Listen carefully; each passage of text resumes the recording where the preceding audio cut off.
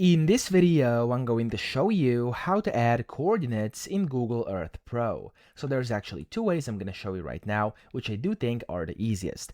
Now, the first one is to drop a pin manually. So you can, of course, find the location, your coordinates, and you can go ahead and click on Add Place Mark top left over here, click on it, and then position it on that specific coordinate, or you could just go and basically type in your coordinates over here as well. You can give it a name. I'm going to name this one tutorial right now, tutorial pin, and then of course here you can style it, you can give it a different color, etc., and then click on OK. And as you can see, there we go, we've basically added coordinates. Now that's the first way. The second one is to go to the top left and extend this search bar, and you want to look for some coordinates. So you can do whatever. I'm going to do like 1 1 over here, and for this example it's going to take me somewhere over here in the middle of the ocean like this, and there we go, it's automatically going to place a pin on here. Now of course you could go and check it or uncheck it to actually be able to either view it or not, and then from here you can keep on adding them. So if I go and for example look for something else, like for example this, I can pin this as well. I'm going to click on search, and there we go, it's going to find that as well and pin it, and yeah, okay.